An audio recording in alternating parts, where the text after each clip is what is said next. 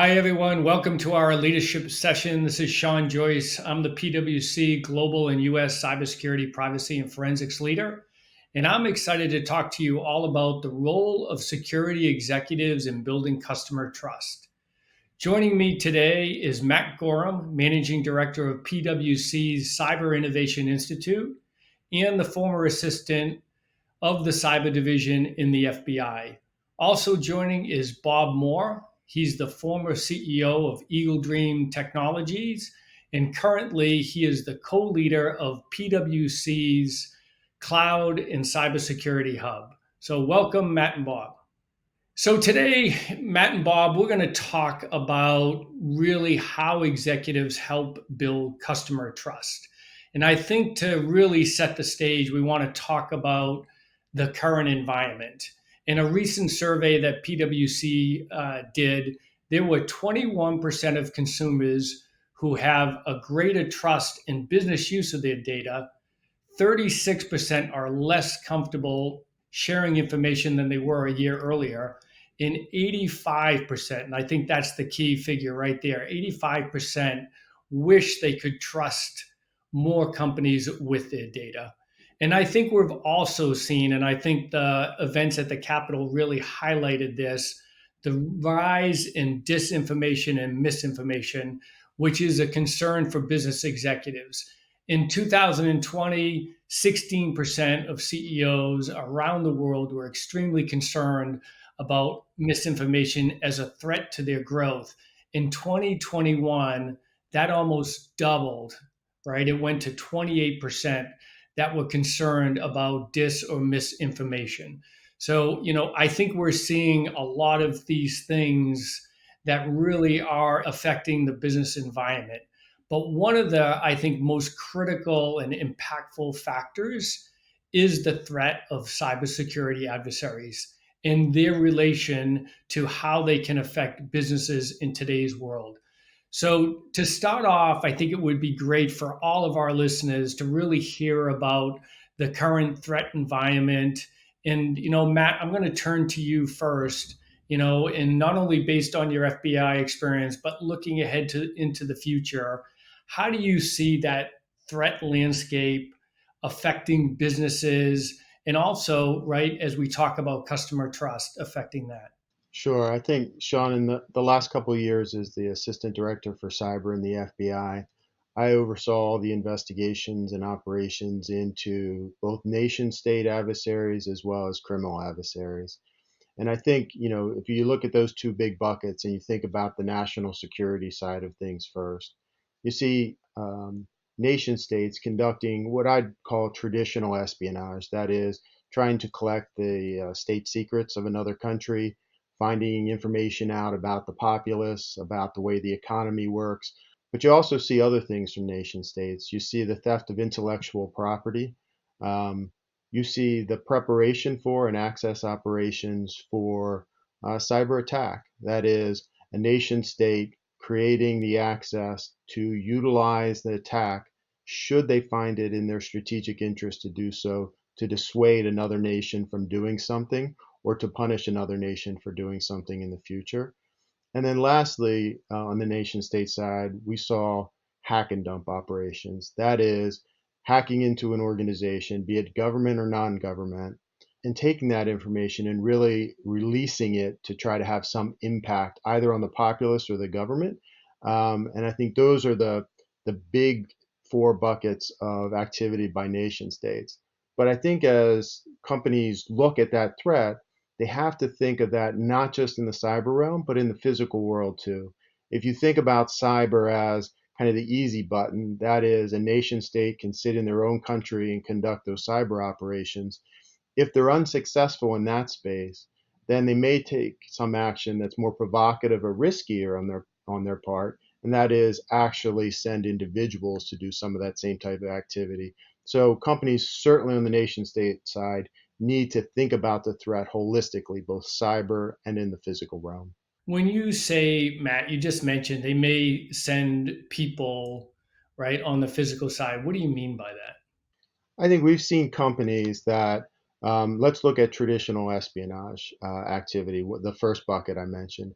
If you think about the ability to sit in the capital of another country and collect information on the United States government or United States corporations or the United States public, if you're able to do that from the other country, it is a less provocative and a less risky proposition. However, if they are unable to do that, they could certainly send what we would think of as spies in kind of general parlance over, or somebody who is operating at the behest of a spy to provide that information.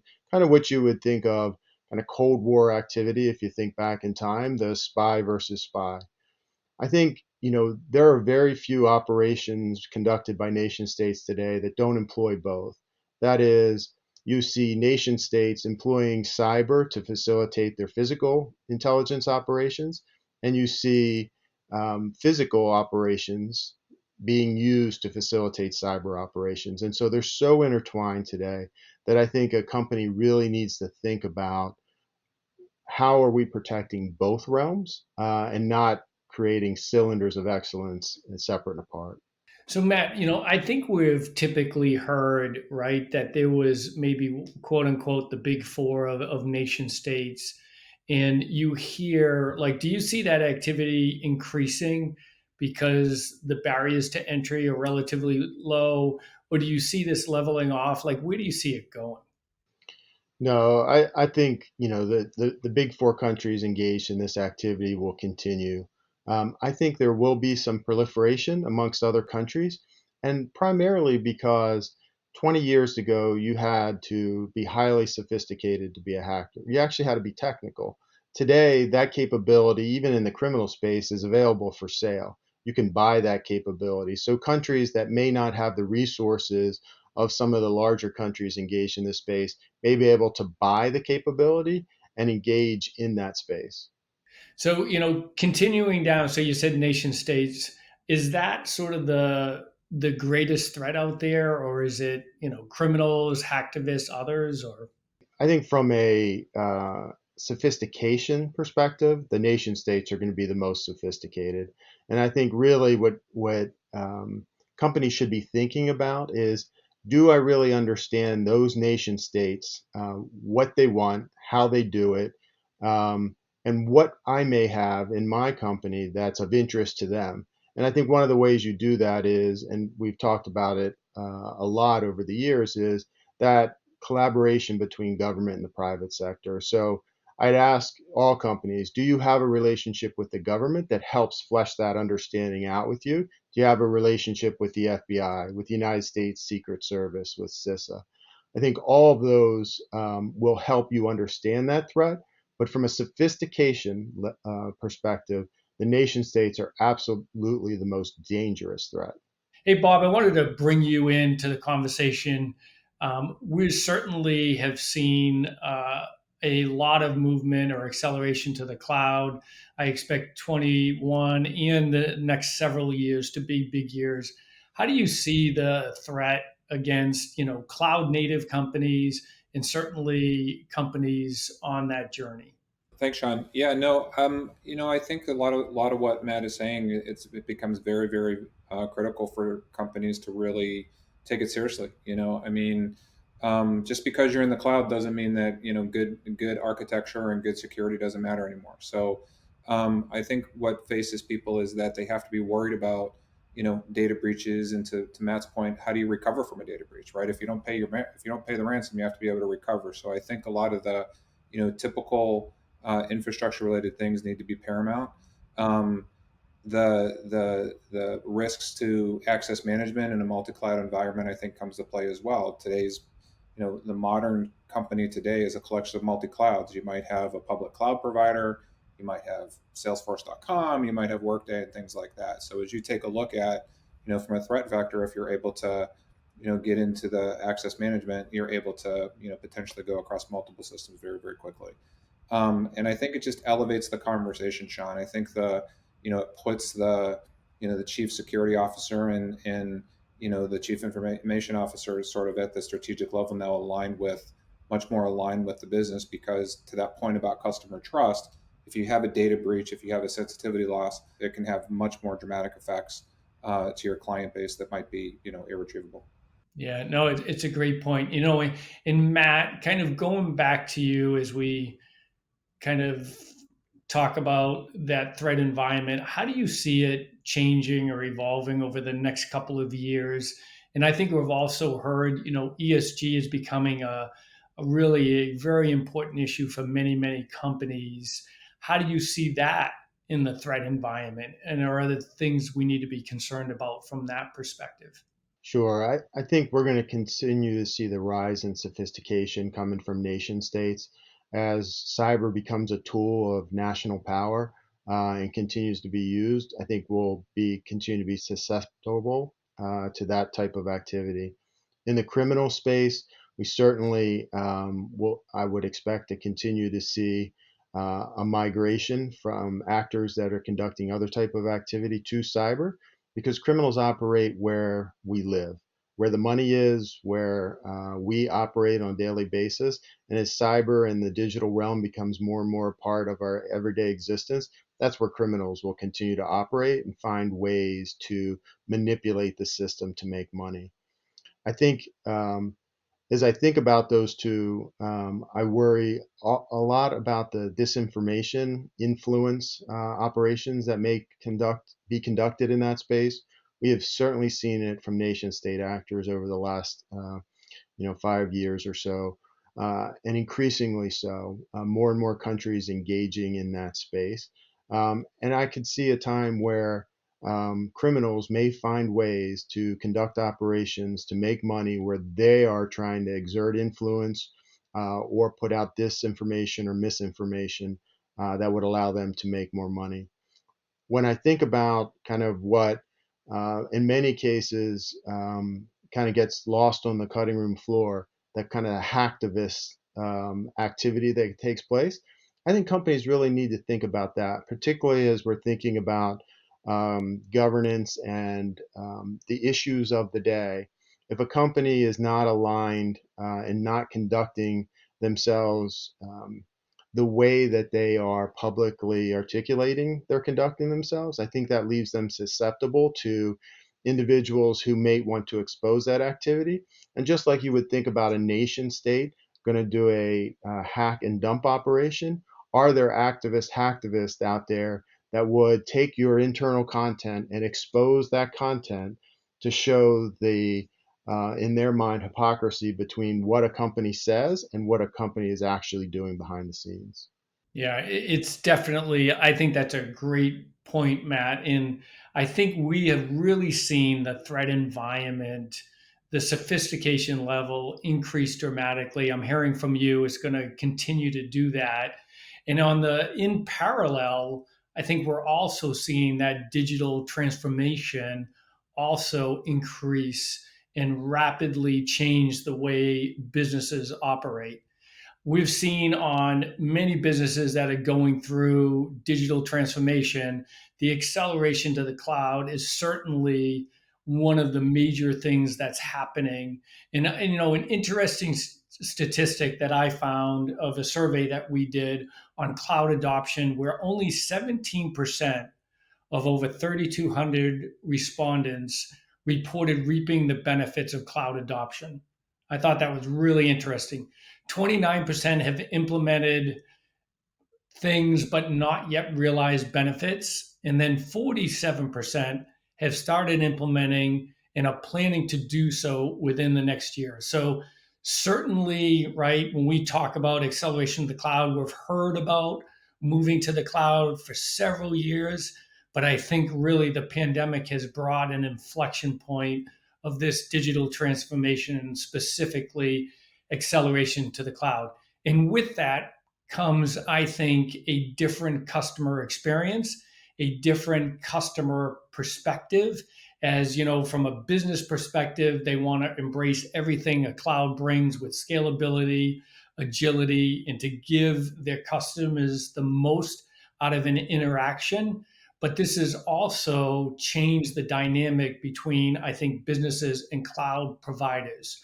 So it really is, it becomes, as I think Bob mentioned, almost this shared responsibility.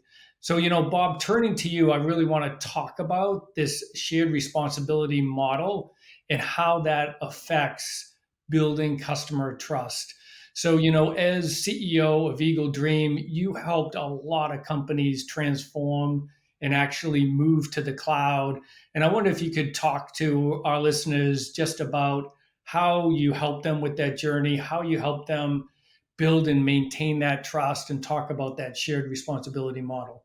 I think the a common thread of everything we're talking about here is that the stakes of the security professional and the cloud professional have never been higher. I mean, the pandemic has shown us that cloud technology have enabled so many things. It's become not only ubiquitous but almost taken for granted. Right? Everything we do is at a touch of a button, or download this or upload that. So I do think that building and maintaining the trust of the stakeholders is paramount.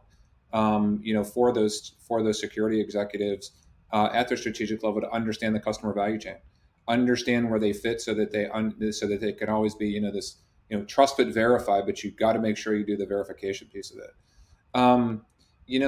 As you understand your cloud landscape, because again, like I said earlier, today's modern infrastructure is not just a lift and shift of migrating your on-prem data center to a public data center. You might have AWS, Azure, GCP. You may have all three of them in your network, and you might have Salesforce. You might have, Oracle ERP. You might have SAP. All these different sorts of things together. So, is that's accelerating. And as you start to step back and take a look at how have I traditionally managed that? How do I have to evolve? When you talk about digital transformation, it's really, to me, and what our customers see is really this acceleration of innovation, especially over the last year. Customers and clients that were able to, hopefully they were already in the cloud. If they were already in the cloud, they had a dramatic head start.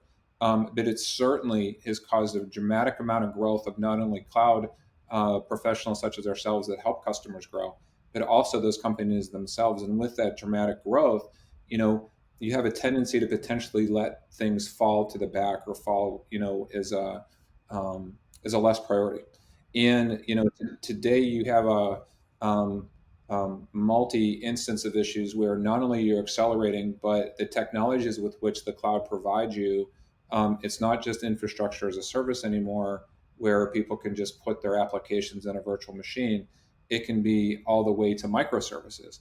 And so, the security teams have to aggressively have a posture about accepting and embracing that change. I'm curious, do you see a lot of companies moving fast in the technology realm, but maybe from a security and trust perspective, not moving at the same speed or acceleration? Do you see, really that security by design model happening? Or I'm curious on your experiences with companies. I think the statistics that you read off were pretty telling. I think as people embrace the cloud, there are people that have leveraged the cloud for a long time and are making the benefits. So they're farther along that maturity cycle. They understand, when you talk about shared responsibility, where they understand what they're responsible for above whatever line that their service they're getting from their cloud provider. People that are rushing into the cloud, and I think that's the big danger, that exposes a lot of these risks that Matt talked about, especially in the last year and a half, is you rush to the cloud and you turn up pilot programs and you turn up POCs that, unfortunately quickly turn into production systems. You're not necessarily architecting for security up front. You're not leveraging best practices. You're not doing the blast zones that within the cloud that's easy to architect. So I think that's important, and that make sure that you step back a minute, understand what you're trying to achieve with your digital transformation, but make sure that the security teams and the governance teams are right there in the midst of the conversation up front, because the time that the steps that you skip today, that technical debt will only build. And a lot of the vulnerabilities that we see with clients, and a lot of, quite frankly, the breaches or loss of data to this sensitivity stuff, the social aspects that Matt was talking about, come from misconfigurations. Leaving just basic things open in cloud configurations that they assumed that the cloud provider was handling for them, because they didn't necessarily have a good understanding of what was their responsibility in the cloud, what was the cloud provider's responsibility. And that, Sean, is becoming almost like a multi-dimensional matrix, right? Where you have sort of the vertical aspect of what level, what part of the OSI model you're really asking your provider to give you, but then also it sort of goes horizontally because these things are just exploding and it's exploding across multiple providers. So I think to your point is exactly right. Is that the security by design? I think that the push for innovation, I think the push to be to keep and retain customers, unfortunately, I think puts the security conversation a little bit to the back seat. We see because when we're involved post event, it's generally because a very simple thing was missed. Talk to me or talk to all of us a little, Bob, about what's the role you talked about this, right? This shared responsibility.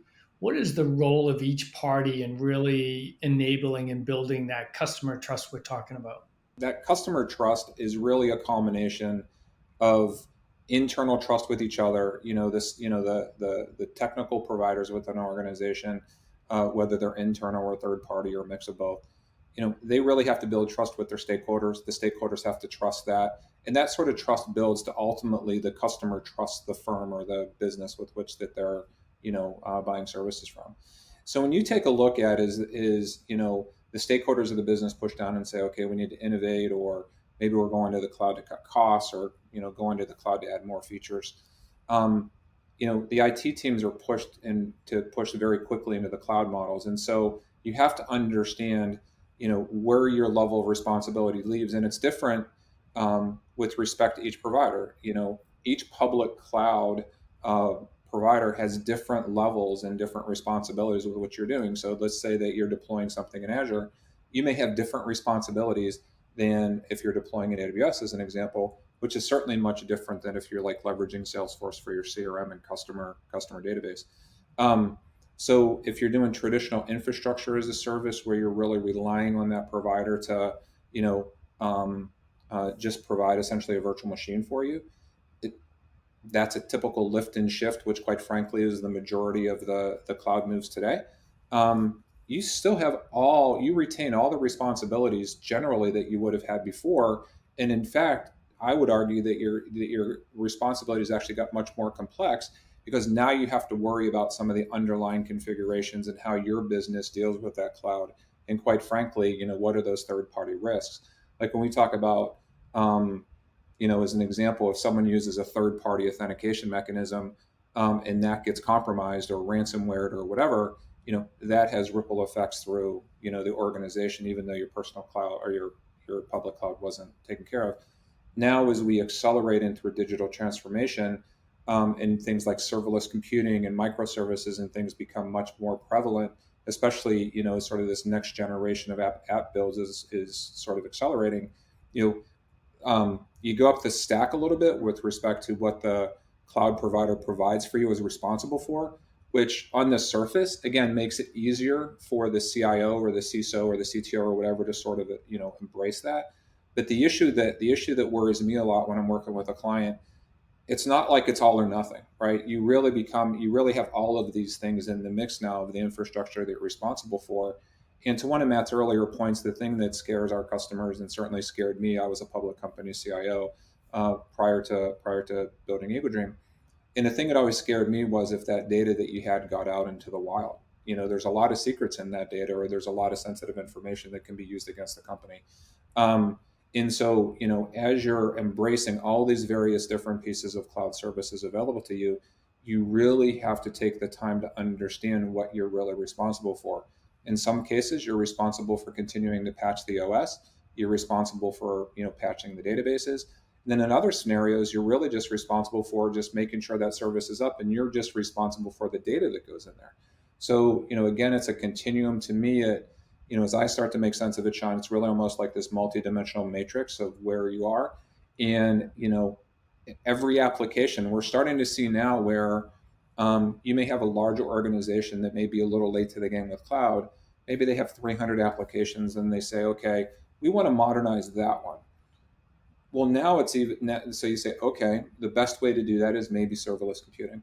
Well, now that CISO is responsible for not only their on-prem things, they're responsible now for newer technology that they may or may not be capable of handling or ready to handle. Now you got a network in between them. Now you got access across all of them. You have to start thinking about all those things, and it just starts exploding very quickly.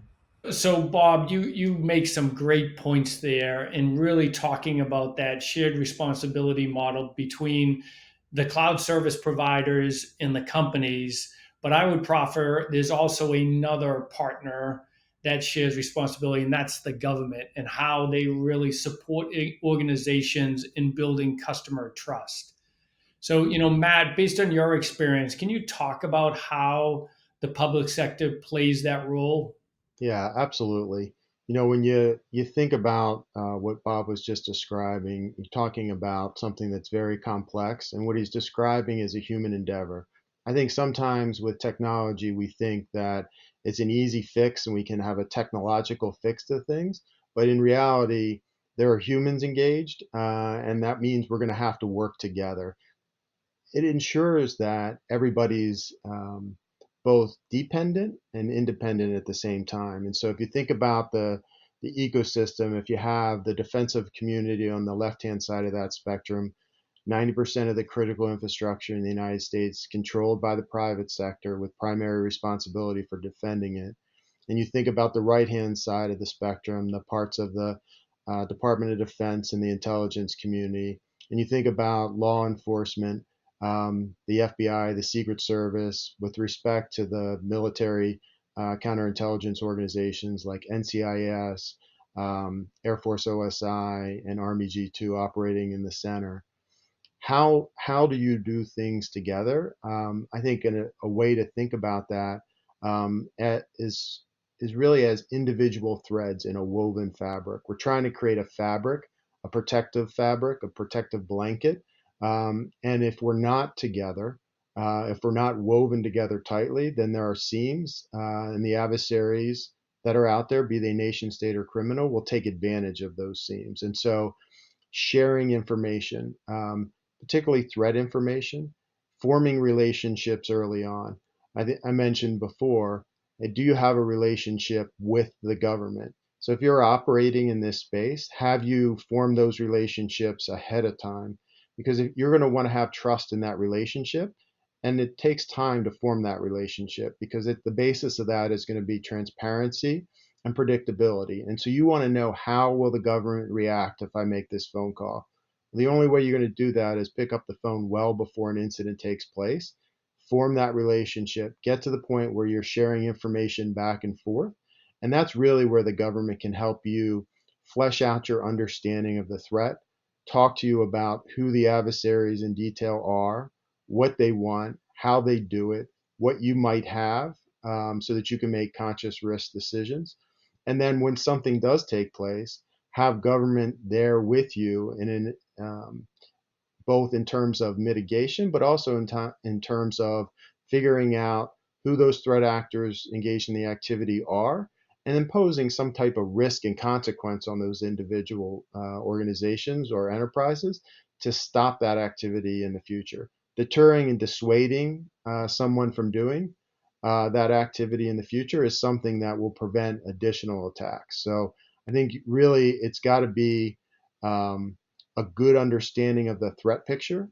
When you think about it, another analogy I often use are pieces of a puzzle. The government may have some pieces of the puzzle. The private sector, by virtue of the fact that private industry is the victim of the vast majority of this activity, is going to have other pieces of the puzzle. And the more of the pieces of the puzzle you can put down, the better you understand the threat environment, the easier it is for government to pick out those pieces of the environment that will have the greatest impact if removed from the puzzle. Great points. And now we're talking this shared responsibility model, really trying to build trust. But when I hear from both you and Bob, right, two of the partners, the cloud service providers, big tech, and the government, are probably some of the least trusted entities. So how do they actually change that? Where is that opportunity for better collaboration? And I guess, Bob, I'll start with you. What do you think between the cloud service providers and companies? How do they actually collaborate better? and really to make that customer trust actually grow? I think a lot of it is transparency, Sean. As I sit back and I listen to a lot of things that Matt's talking about, we had a customer whose infrastructure was hacked through a cloud. Their on-prem stuff was actually came from someone else's cloud across the border, and we learned a lot throughout that process. That particular public cloud provider learned a lot through that process. So I think sharing those things, I think being very open about it. I don't think it helps that as much as it's we talk about preserving the data sensitivity and what happens in data leaks. The fact of the matter is these leaks happen, and every one of them, I think, has a lot of forensics, a lot of lessons learned. And I think the more that we can openly talk about those things in the community of the cloud service providers, um, the more it brings attention to things. I think that what we were saying earlier about the shared responsibility piece, where it's one thing to just publish a white paper and say, okay, if you're turning up some, VMs, this is what you're responsible. This we're going to take care of from everything here down, and you're responsible for that. You read a couple of lines and you go. But I think when you talk through much more openly about, things that can happen, really talk about the dangers of leaving certain things. We've all had customers that have been, potentially had some data loss, and when you go back and look at it, maybe they left some ports open on a firewall, and maybe the customer thought that the provider was responsible for that firewall because it's in the cloud, and the provider says, no, no, no, you were responsible for that because it clearly talks about it in this third or fourth bullet down. So I think much more transparency, I think will help that. I do think the government, has sort of a role to play as far as potentially talking through a lot of these things, because to Matt's point, making sure that the large companies have that direct relationship with their federal institutions is important. But I think the big three cloud providers can also help facilitate some of that, where instead of not wanting to talk about when bad things happen, but just embracing the fact that when bad things happen, here's how we're going to help you. I think can also bring it much more to a professional level conversation. I mean, I think if you talk to a Linux administrator, today that built, 20 years as an on-prem infrastructure managing Oracle databases, I'm sure they can talk at the top of their agenda of the top five things that they worry about every time they set up a new infrastructure. You know, every time you set up a cloud, almost it evolves and it continues to evolve. It's an evolving skill. So I do think transparency is going to help a lot, Sean. And Matt, from the public sector side, that the opportunity to collaborate and build that trust, do you see? You've only been out now, what, a couple of months. You know, what do you think we could do differently or better to really change that model and really make the customers' trust grow? I think along the lines of what Bob was saying, I've seen two really good examples of where private industry and government sit side by side. So the National Cyber Forensic and Training Alliance in Pittsburgh and the National Defense Cyber Alliance in Huntsville, Alabama are both examples of where private industry is sitting side by side with government. That cybersecurity information is not looked at as competitive advantage, but that everybody realizes we're all dependent on one another engaged in this activity. And so the sharing of that information it is done. And I think that, to me, when I look at that, it says a couple of things. One, that people are going to sit down side by side, be transparent, form the relationship over time. And as a result of that, you see those as very successful. I think what I'd really like to see, based on my experience over the last, almost 26 years, has been that we really need to form those relationships, both at the national level with a lot of the big companies, but at the local level with some of the medium-sized and smaller companies as well. And that really is a relationship. It's easy to say government's at fault or government isn't able to provide me what I need. But my question is always going to be, well, have you sat down with government and had that conversation? Because what I found over the course of my time in government was that there were many people that were hesitant to call government the first time, but there were very few people that were hesitant to call government the second time based on the positive experience they had when they did call. And so if you form that relationship, I think companies will be more likely to call because it's a trusted partner in government. You're not calling, the FBI switchboard. You're calling an individual that you know and trust and have had conversations with.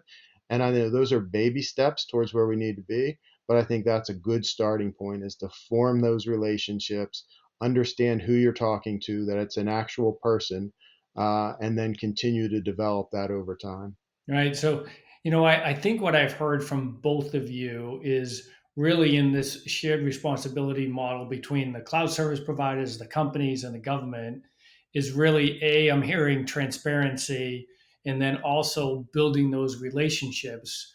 And in turn, by building trust in that shared responsibility model, we're also building the customer trust. And that can become a true, I think, strategic differentiator. And I'd be interested, Matt and Bob, have you seen companies where that has become part of their brand or has really made a difference? So I guess to you first, Bob. When I was a public CIO, um, I love to be taken for granted. And what I mean for that was, when it's sort of like what Matt was saying, is that people don't have a relationship with you unless bad things happen and then they call you that one time. And then it's very easy to sort of armchair quarterback. I think brands that we take for granted every day are the ones that really take advantage of making sure that they understand they've accepted a responsibility. They have teams that work, whether it's internal infrastructure teams working with third-party cloud and security providers. Whether it's they have good rate relationship with their government counterparts. But at the end of the day, the ones that grow, the logos and the names and the brands, everything we shop for, especially today more than ever. I know at our house, the Amazon and UPS and FedEx trucks never stop coming. And the last time we stepped foot in a mall was maybe 15 months ago. So, those brands are the ones that are becoming much, much more trusted.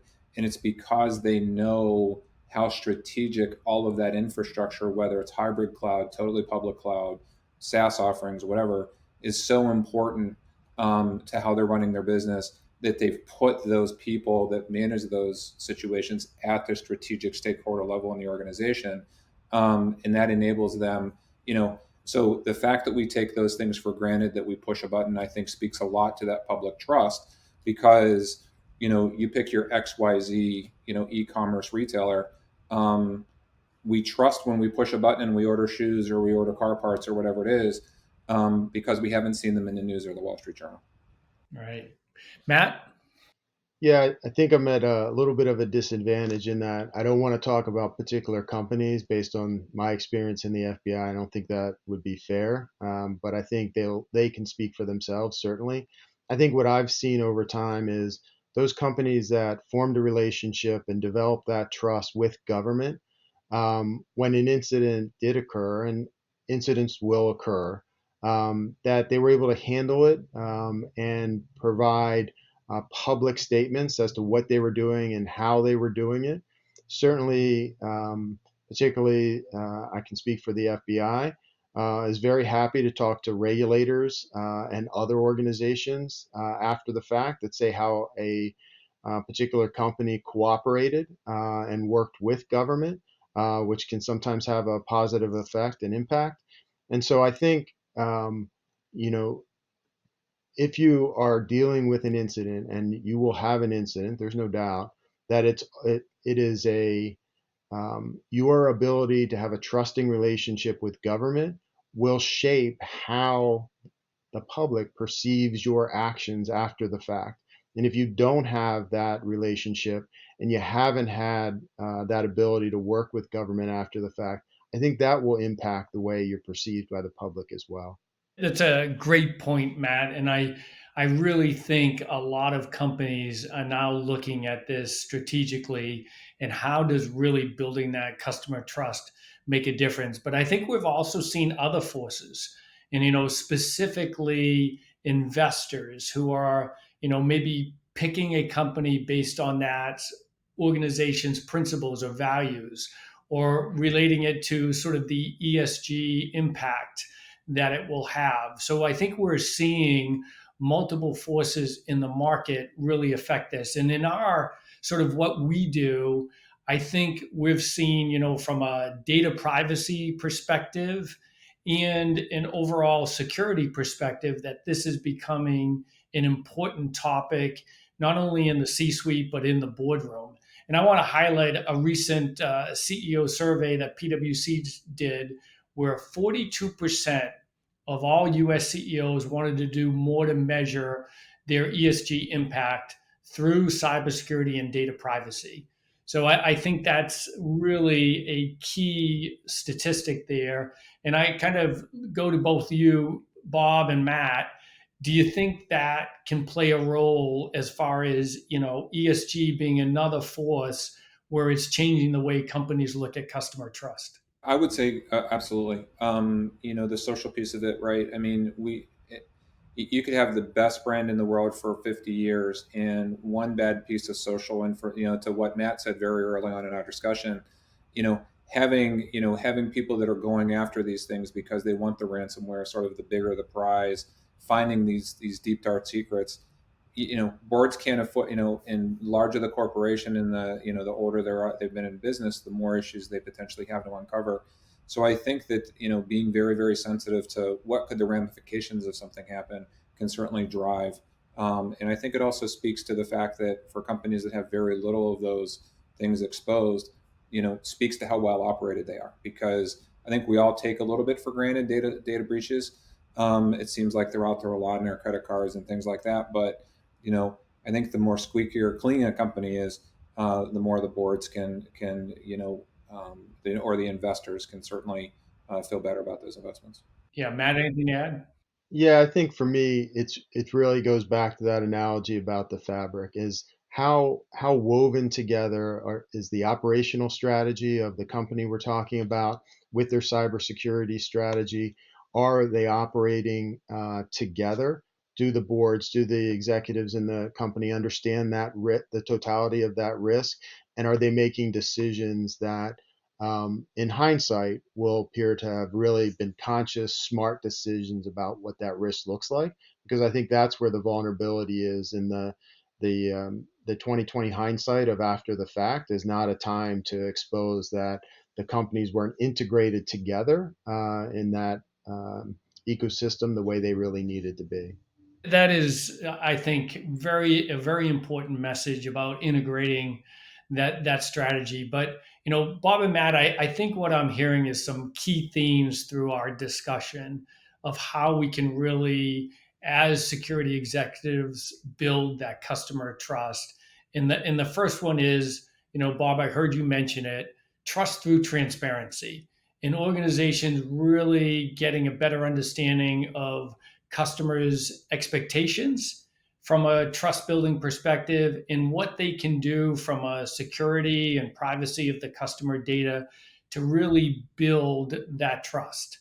The second thing I'm hearing, and Matt, you've touched on it multiple times, Bob mentioned it too, is really that building customer trust can't be done alone. It's really a combination, that shared responsibility model that we talked about, and really coming together and integrating, Matt, as you said, not only kind of operational strategies, but I would say overall sort of making sure we build those relationships with cloud service providers and the public sector. And then I think the last one we touched upon a little bit is really how does an organization make that part of what they're doing and really building it within their culture and making it part of their fabric and a true strategic differentiator. So, hey, listen, Matt, Bob, I wanted to thank you both for a great conversation. I really appreciate it. And I hope our listeners enjoyed it.